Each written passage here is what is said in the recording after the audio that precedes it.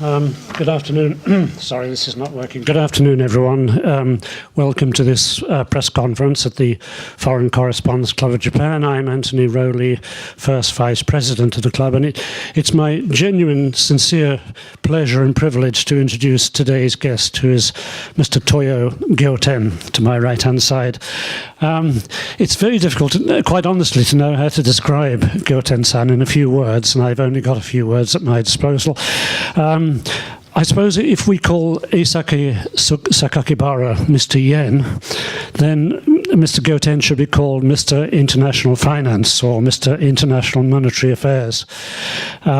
He's had a very long career spanning many decades, in a very illustrious career, and it has included many different incarnations. He was for many years, or a number of years, Vice Finance Minister for International Affairs of Japan.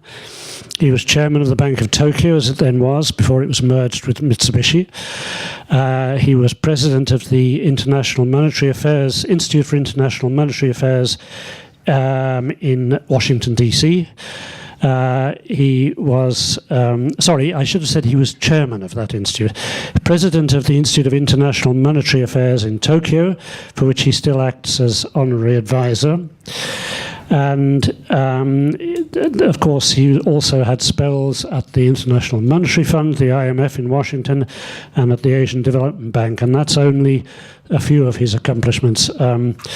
So what is he going to talk to us about today? Well, he could talk about many things. He could talk about finance, he could talk about banking, but since Mr. Trump has recently been swinging through Asia, we thought we'd ask Gyohten-san to talk a little bit about how he sees what Mr. Trump's visit may have achieved in Asia, and the many ongoing issues and problems that still have to be solved in the region. So let me not take up any more time. Let me ask you, please join me in welcoming Mr. Gyohten. Those of you that have Keitai, please switch them off or put them on manner mode. So please join me in welcoming our guest.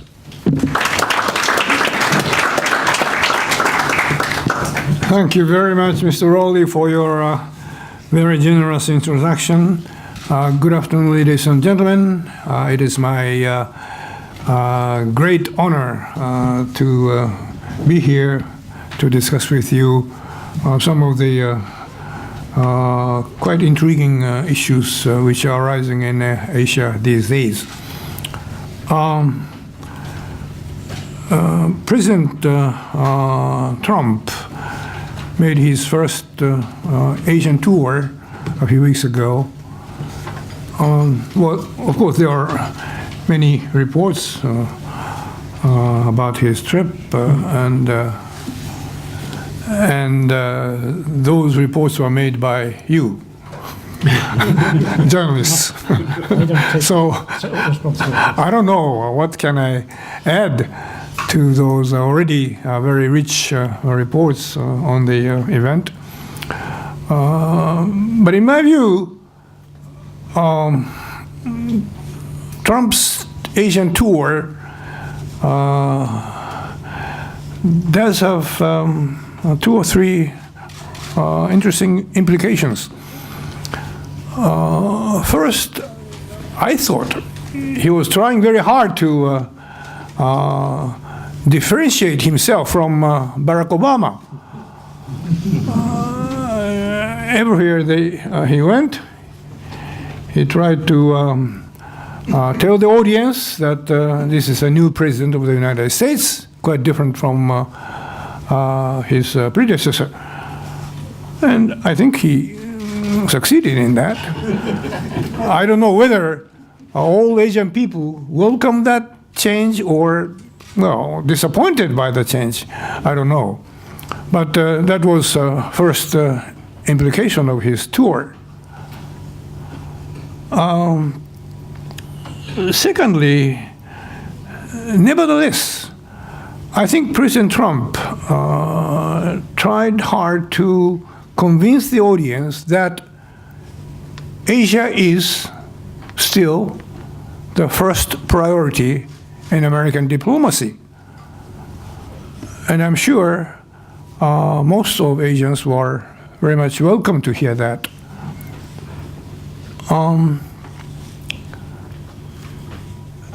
Thirdly, I think on this trip, probably for the first time, he maybe tacitly, not very openly, he tacitly acknowledged China's role in Asia, particularly in connection with the North Korean issues. I think this last one has some significant implication for the future of Asia.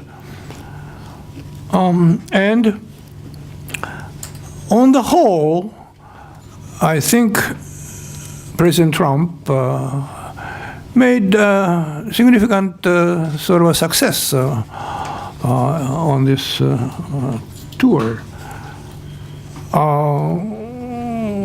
Well, he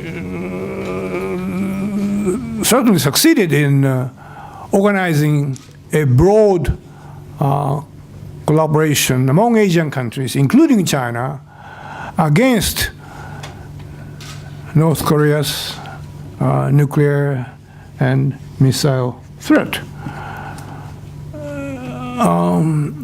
And also, he apparently succeeded in establishing pretty good, what you call, bonhomie for himself with all Asian leaders he met on his tour. So I think, to sum up his tour in a few words, I think it certainly does have a probably far-reaching and profound implication to the future. And at the same time, I think he made a pretty good outcome. Well,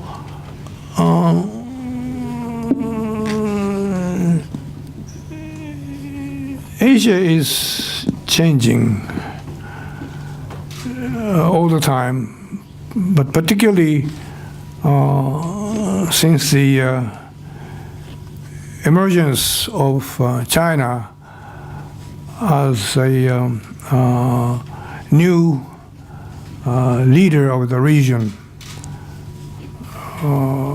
And that process is still going on now. So we have to be really watchful and attentive to continuous evolution in many regions in the world.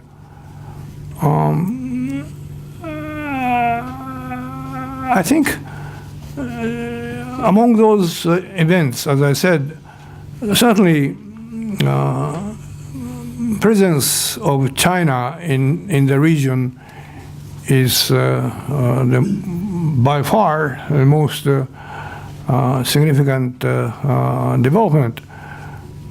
Well, China, since its inception as the People's Republic of China in 1949, I think China has come through three different phases of their development. First phase was, of course, a period when Mao Zedong ruled the country as a charismatic dictatorial leader. And although he was almost a genius political leader, but in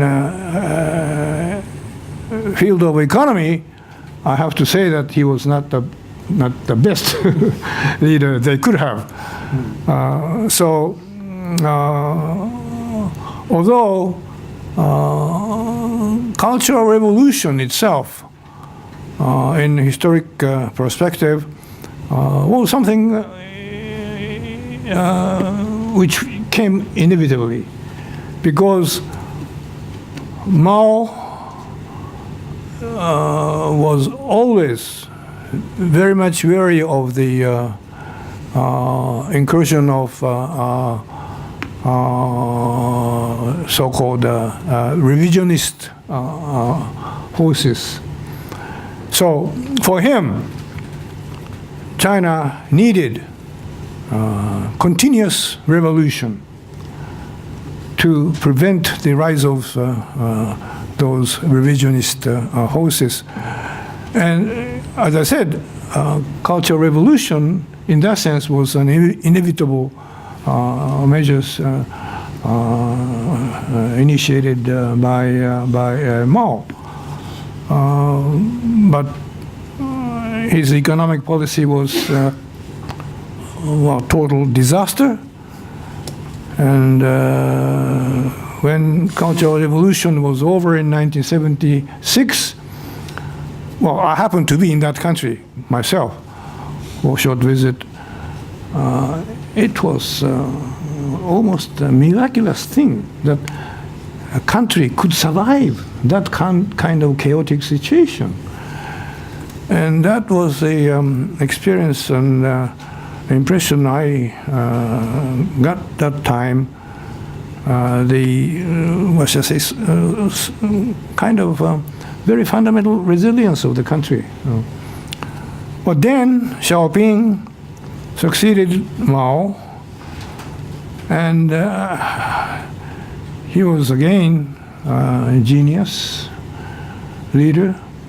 And in my view, the greatest achievement of Deng was the fact that he almost totally reversed the Mao's policy. He discarded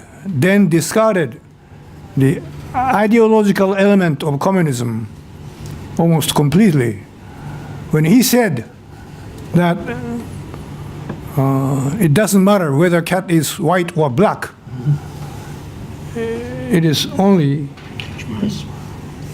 if he or she can catch mouse or not. I think that was really a word of genius. So under his rule, billion people were emancipated or freed to pursue financial, material desire, forgetting about all those rigid ideology, including some ethical elements in it of communism. But at the same time, Deng maintained one-party rule by the Communist Party. In other words, the combination of this very autocratic political control and the freedom to pursue material, financial desire was the tremendous motivation for the growth of the country. And under his rule for 30 years, China made itself the second biggest economy in the whole world. But his policy, of course, did have some dark side. And if you free people to pursue those material desire, that will inevitably create those who are lucky and those who are not lucky. In other words, disparity in the society, the problem of a social gap. And that did also generated a tremendous wave of corruption throughout the society, in the government, in the business, and everywhere. And excessive dependence on economic expansion resulted in a deterioration of environmental situation and the scarce of the material, the overloading of financial debt. So when Xi Jinping came to power in 2013. I think Xi Jinping was burdened with quite a heavy task for him and for the country. And now Xi Jinping is really trying to rectify the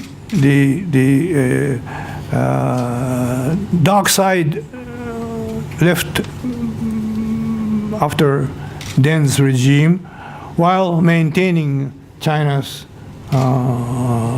global power status.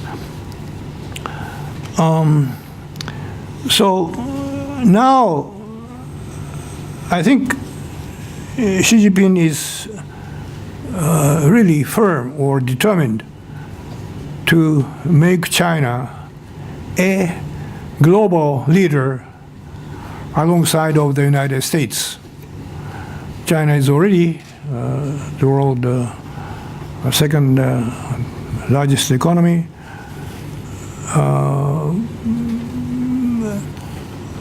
But at the same time, I have to add that, as far as I see, while Xi Jinping is very much interested or very much anxious to make China a global leader, but at the same time, my impression is that he does not really want to make China the singular hegemonic leader of the world, replacing the United States. Why?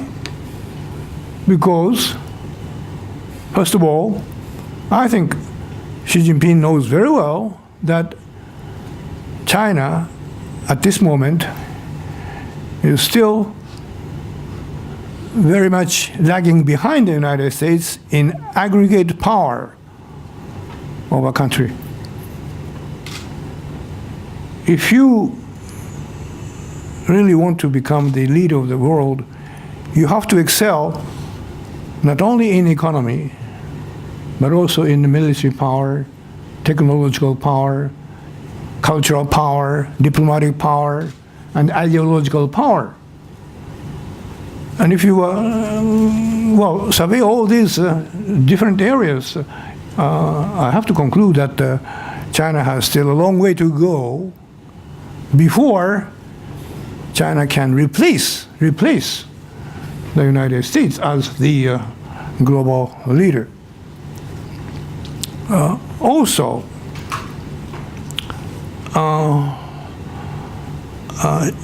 Xi Jinping, I believe, knows very well the risk and the burden of being the leader of the world. Looking at the United States, what it has done for the last 70 years, and what the United States has suffered from that. Well, I think no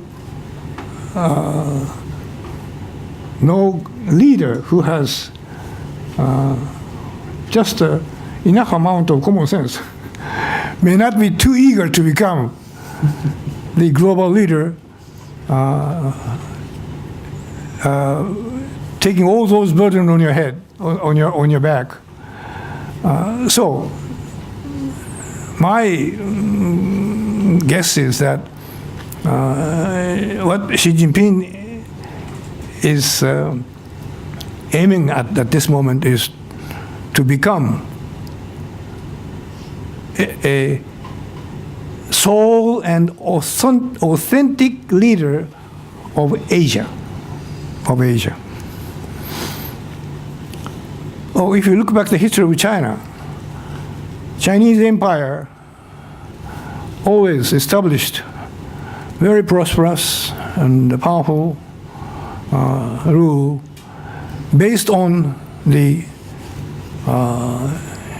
eastern part of Eurasian continent, while dominating the neighboring regions in Central Asia, Southwest Asia, Northwest Asia. So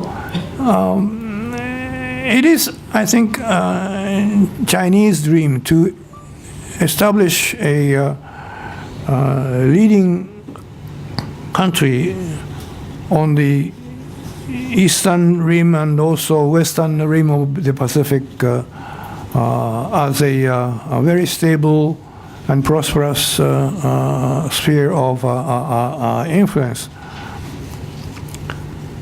But even that dream is not an easy job for anybody. Because I think China, in that sense, has to cope with many challenges, but there are, in my view, two most important ones. One is China has to become a strong and rich country while overcoming the risk of so-called middle-income trap. Although China's economic size is second largest in the world today, but per capita GDP of China is still less than $10,000. In order to claim yourself that we are a developed leading country, well, I think your per capita GDP needs to be at least over $20,000. That means China has to double its per capita GDP from today's level. By simple calculation, if China continues to grow at 7% per annum growth rate of GDP, it will take another 10 years to reach $20,000 level. At which level, I think China is still below the level of course, Singapore, but from below Republic of Korea, or even Malaysia is more or less the same at the. So this is a big challenge for China to continue around 7% growth for another 10 years. Their growth rate is already below 7 now. And it will most likely go down because of the demographic change and other economic constraints. So this is one challenge. And also, in order to become authentic leader of Asia, China must be able to convince other Asian countries that it is the best interest for them to become a sort of junior partner of China.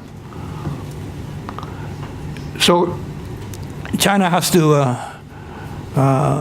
win regional acknowledgement and regional respect toward China. So it's a tough and difficult path for China, I think. Well, now about this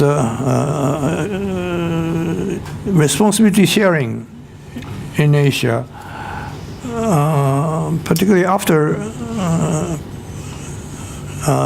Trump's Asian tour, I think the ball is now in the American court. Trump has to come up with a clear idea about American thinking about this responsibility sharing in Asia in coming years?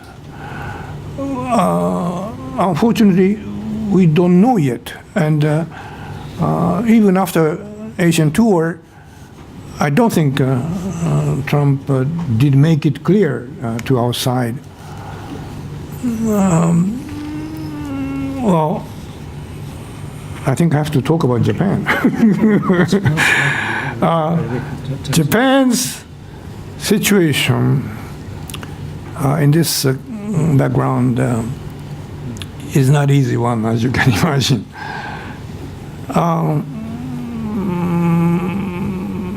Well, I'm not in the government now, so I cannot represent my government in any sense. So you have to understand that. I think at this moment, Japan does not welcome the expansion with China to become the leader of Asia. Why? First of all, I suspect that Japan does not welcome the China's autocratic governance style.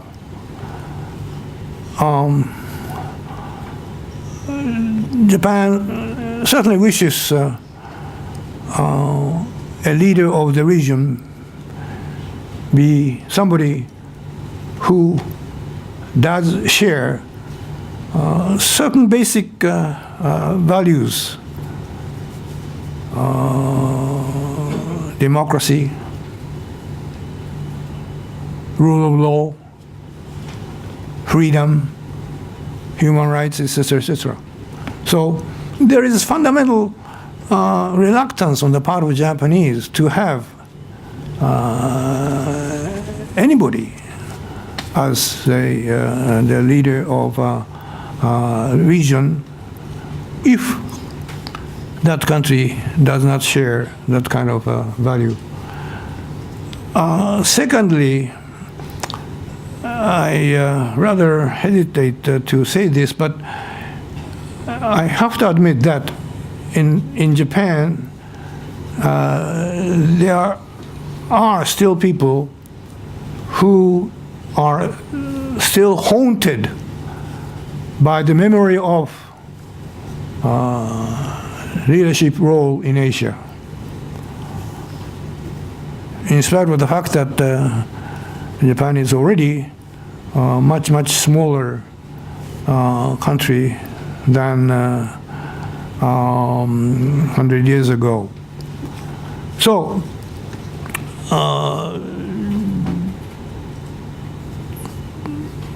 but Japan, at the same time, is very much cognizant that the amicable and cooperative relationship between Japan and China is really crucial for the interests of Japan, but also for Asia as a whole.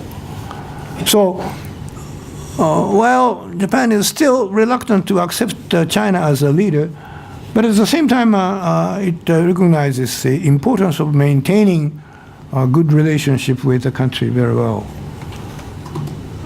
So, I think at this moment, the only choice left for Japan is to maintain strong alliance with the United States. Because at this moment, two countries do share common values, and also both of them do express their mutual strong intention to maintain that strong alliance.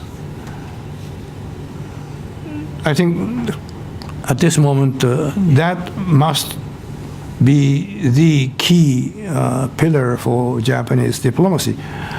But secondly, I think for Japan, as I said, it is very crucial to maintain good relationship with all Asian countries, particularly China, Korea, and ASEAN, because they are all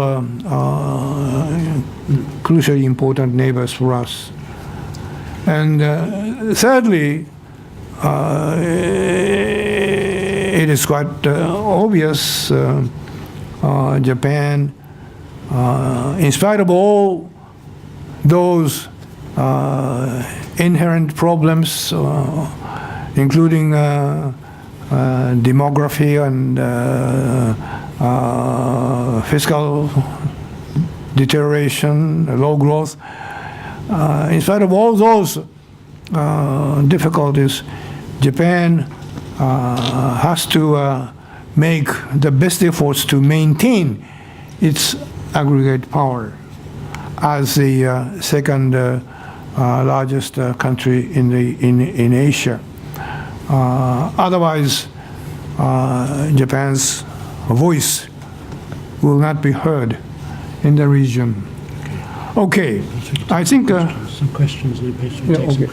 Okay, I think I'll stop here and open the floor for questions. I'm sure you have very embarrassing questions, but let me try my best. Thank you. Thank you. Thank you very much.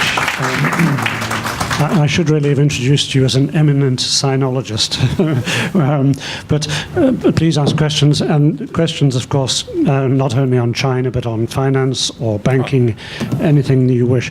I forgot to mention about those four-country alliances. We'll come to that. In fact, perhaps I could ask you, since you're interested in this, a question to begin with, and that is, there is a sort of, not exactly anti-Chinese alliance, but there is an alliance of Japan, the US, India and Australia, which is being talked of increasingly.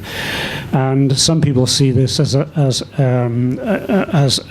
alternative, for example, to China's One Belt, One Road plan.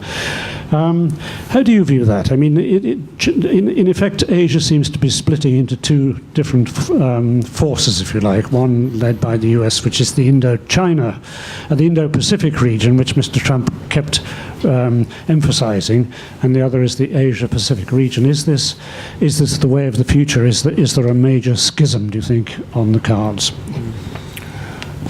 Yes, I heard about that idea.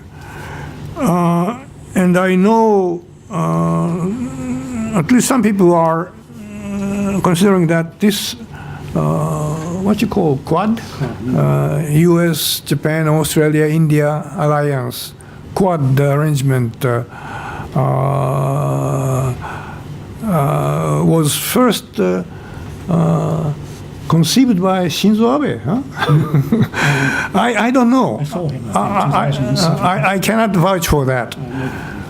And also, I have to say that when Trump referred to that Pacific Indian Oceans concept or something like that, I don't know whether Trump has a clear idea about this concept. So I have to respond on that assumption first of all. Yes, for some time I recall there have been ideas floating in America and in Japan that there should be some alliance among Pacific Rim countries who value the Western values of democracy, rule of law, human rights, freedom, etc., etc. And this idea was formulated from the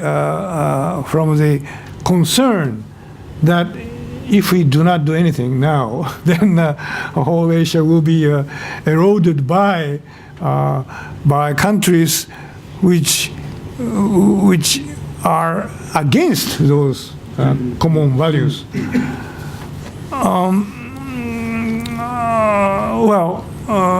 Yes, certainly there was people who talked about that. But interestingly, if I recall, when those ideas were talked about several years ago, they referred to U.S., Japan, Australia, New Zealand, and sometimes the Republic of Korea.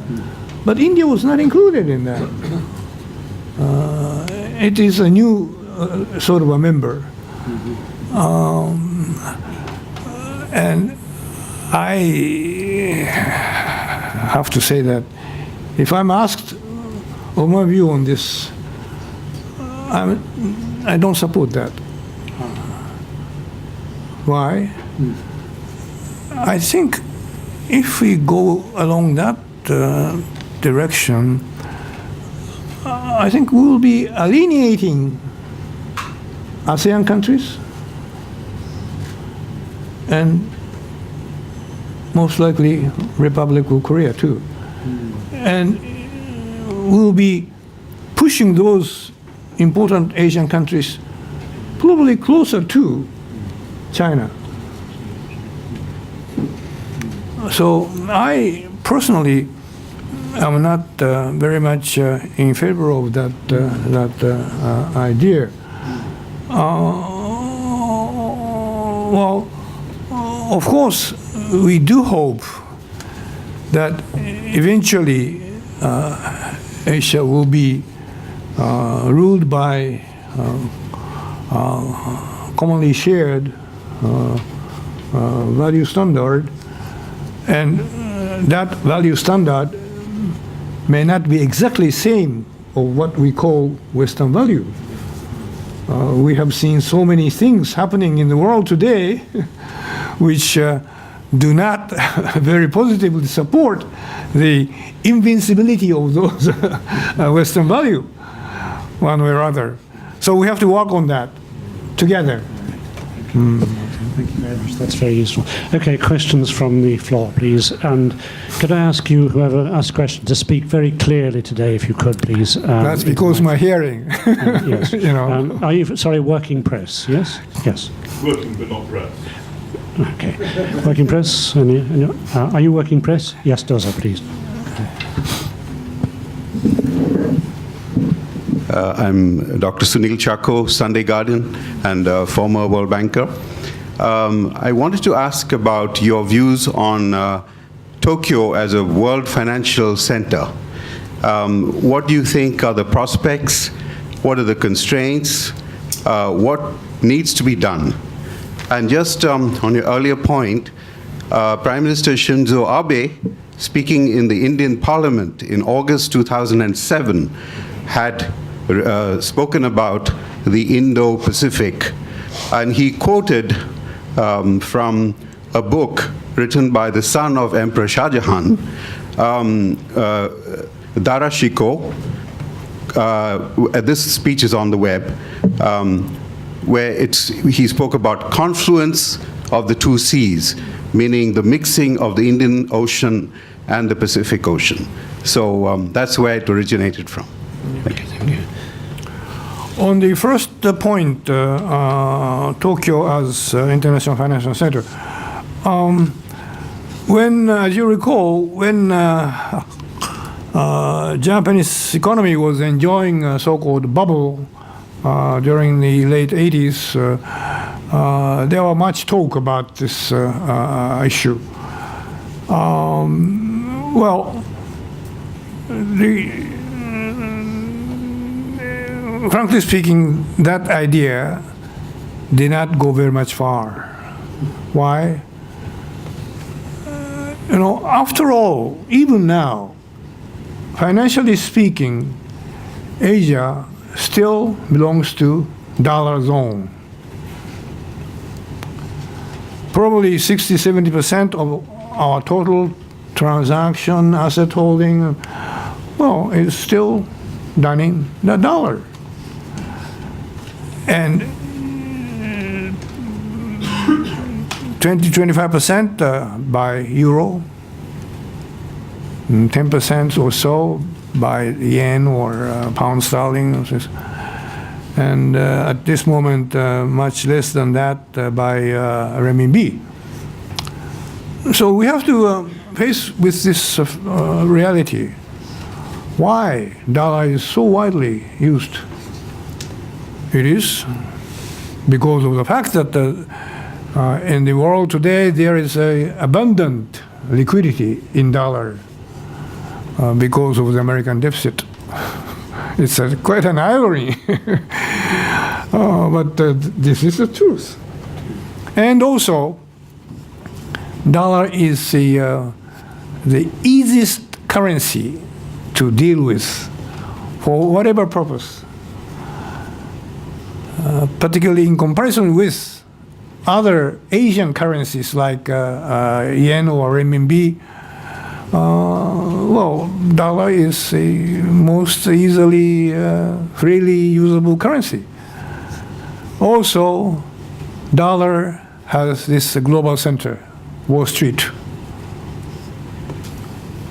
which is the largest reservoir of dollar and most active center for trading in that currency. So to make one city, be it Tokyo or Shanghai or Singapore, whatever it is, the center of the global finance, you have to go through many stages of development, making your currency usable, making your currency abundant, and your facility more efficient and easy.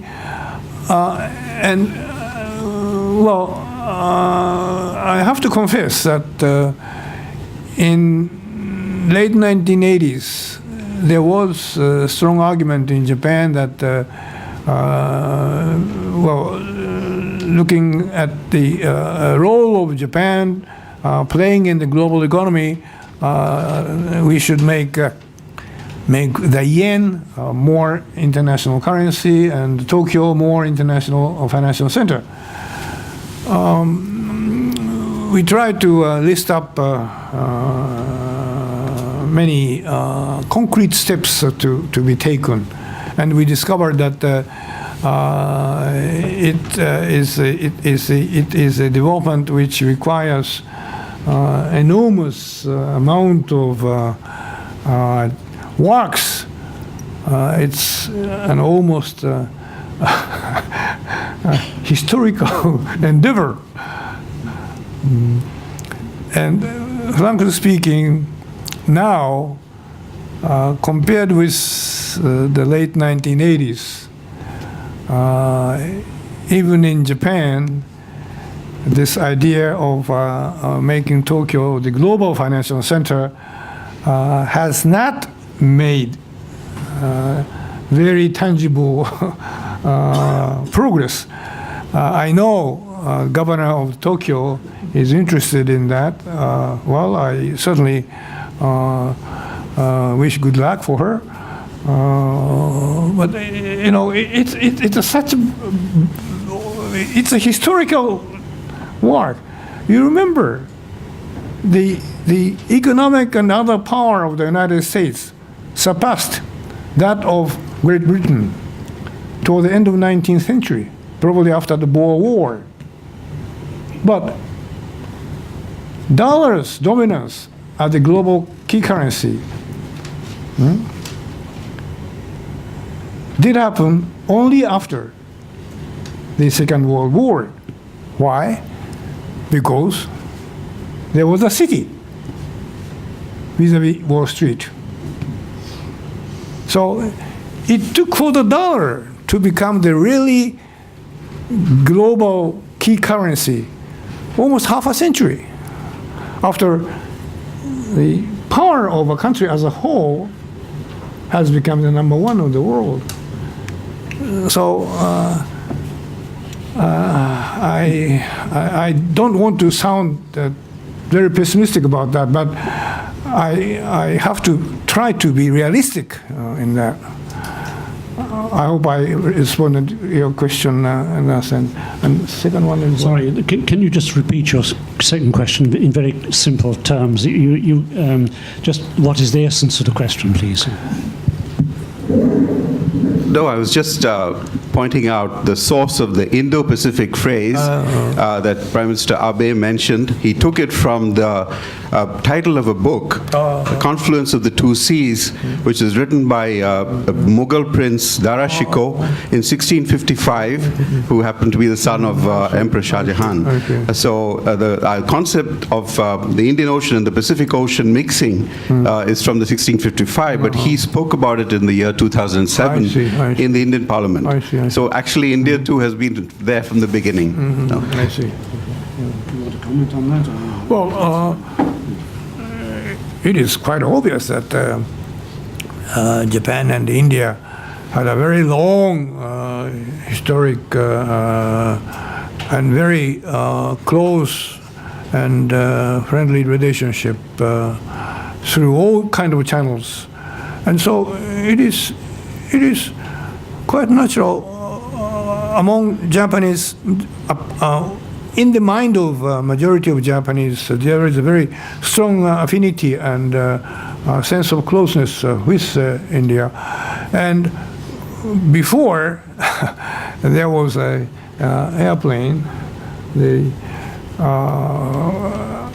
Japan's only channel of connection with with the rest of the world was through Indian Ocean. You remember at the beginning of 16th century. 17th century, there was a group of Japanese young Christians who took travel to Rome and Madrid, spending almost 3 years. And they always stopped in Goa. So, for instance, the name of Goa evokes very special feeling among Japanese. I myself visited Goa many times. I love that place very much. It's almost a spiritual sense. So I think I should not be surprised to hear that Prime Minister Abe borrowed the phrase from Mughal Prince's work. I think he was, he has done something which was quite natural for him. Yeah, thank you. Okay. Yes. Does.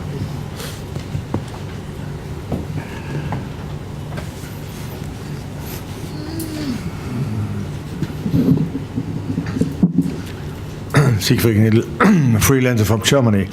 You called Mr. Trump's visit in Asia a success, but I think most Western newspapers said this visit of Asia was a kind of farewell to. What's kind of what? Sorry. A farewell. A farewell. To Asia. A farewell to Asia. Right. Yeah, because and if you look at Mr. Trump's speech at the APEC forum. APEC is a kind of a community for economic cooperation of Asian and the Pacific countries. But Mr. Trump said, we will not do any longer a kind of this cooperation. So this means as a kind of we don't have to do with this kind of foreign policy. And does it not mean that all Asian countries have to look to closer connection to China? And if the US doesn't want longer this kind of close connection? What is his question? So he's saying that Mr. Trump was effectively saying farewell to Asia. We're not going to deal with a united Asia. So Asia will have to have closer ties with China. Trump is effectively pulling away from. So you're asking my view on that? Yes, of course, yes. I cannot construe what Trump has in his mind, really, about U.S. relationship with Asia. But if, as you suspected, Trump does not see very positive future for U.S.-Asia relationship. Certainly, we in Asia have to think about then what we should do. That's a quite obvious question. And as I said, if we lose this sort of one stabilizing pillar of the United States in this region, I think we have to almost totally from scratch a new structure of power, balance of power in the region. And as I said, at this moment, of course, China looms by far the biggest and the strongest. But as I said also, will that prevail so easily, so quickly? I rather doubt it. There must be tremendous change needed in China as well. And also, of course, changes are needed in other part of the region too. But anyway, if U.S. is going to withdraw from Asia, that will leave, at least for a considerable period of time, enormous degree of confusion and almost chaotic situation in this region. And nobody, including China, will look for that. China certainly wants orderly transition of leadership role in this region too. I hope this is a purely hypothetical question. And also, Can you keep it fairly brief, please? Brief, no speech, just a simple question. Does it, please? I'm sorry, I thought you were going... Well, perhaps I can follow quickly one point you made about the yen. Yen? The role of the yen. China is very reluctant. China is a big power, but its currency does not play a major role. And Not yet. Not yet. And China is very reluctant to get rid of capital controls. Some people argue that the yen could still make a comeback. Because China is so reluctant to see the yuan internationalize, the yen could come to play a much more important role. Do you think that's a possibility? I agree. Well, yen can make some comeback in international use if, first of all, Japan succeed in maintaining its economy on a stable expansion. So the solid economic foundation is number one element. And also, we have to probably make much more use of the yen in our own international transactions. As you know, even now, more than half of our international transactions are made in non-yen currencies. That's ridiculous. Why? Japanese companies do not like to use yen. So I think first of all, Japanese companies have to try to enlarge the portion of their international trade conducted in the yen, first of all. If Japanese exports, for instance, are conducted and settled in yen 100%, then Japanese companies do not need to worry about the fluctuation of yen's exchange rate vis-a-vis other currencies. But still, I think because of the actual practice of tradings and also internal accounting of their operations for many other reasons, I'm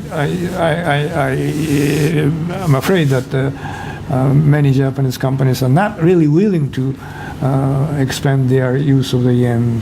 So this is several steps before we can achieve certain revival of the yen's use. I see. And just to clarify then, the reason why the Japanese companies are so reluctant to use yen is what? Well, if the Japanese products are very competitive in global markets, and price factor is not very significant, then I think Japanese companies can be confident enough that we will price our products in yen, not in other currencies. And our importers will also accept that because this particular Japanese product is irreplaceable with others, so we have to accept the pricing in yen.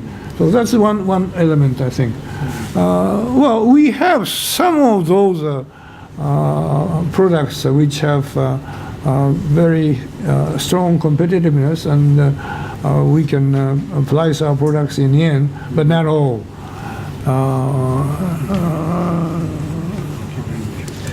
Okay, we're right up against time. Make a complimentary remark A remark? about him. Well, if you make it extremely short, very short, yes, please. Very short. Very short, yes. All right.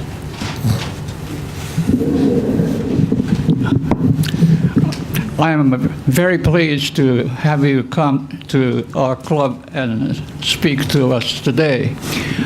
In fact, I've known you ever since he became Tokyo Zeikancho of the finance ministry, and we went to Princeton Graduate School about the same time. But anyway, I also wanted to tell you Donald Trump came to speak at the professional luncheon meeting of this club August 18th, 1993, and the leader in real estate, so he didn't say anything radical. But anyway, I recently read the New York Times article written by Motoko Rich, new Tokyo Bureau Chief, about a meeting of Abe and Zen Jiang at the ASEAN leaders meeting in Da Nang. And for the first time, Zen Jiang smiled at Shinzo Abe. Do you think in the future the China-Japan relations will be more friendly and very, very good? That's the question I wanted to ask. Thank you. Basically what he's saying, do you think in the future relations between China and Japan will be good? You can be very brief, I think. The future Will improve? Well, of course, I am fully confident that Japan-China relationship can improve. There are many premises before we can arrive at that stage, but in my view, probably the most important and most fundamental element both of us do and need is we have to see others in the new light of post-1945. In other words, certainly there are histories, and we should not forget about that. We cannot forget about the history, no question about that. But at the same time, in my view, since 1945, both of us, both Japan and China, have almost completely changed. China became the People's Republic of China, ruled by the Communist Party. Japan became a country who has get rid of those militarist rules and totally peaceful countries in the. So, if we can start looking others under this new light, not forgetting about history, but surpassing, overriding the history, I think we can see the new light in our future paths of our bilateral relationship. Okay, thank you very much. Okay, well, we've come to the end of our time, and I'd like to thank you again, Gyohten-san, for bringing your great historical expert perspective. We want you to come back again soon. Here is a one-year honorary membership of the club. Thank you very much. Thank you very much. Good, thank you. Most enjoyable. Fascinating.